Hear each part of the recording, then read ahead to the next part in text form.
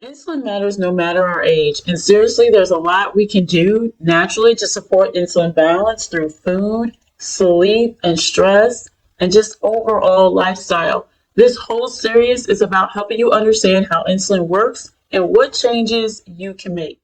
Hey, it's never too late to make changes. Your body can heal, adapt, and thrive at any age.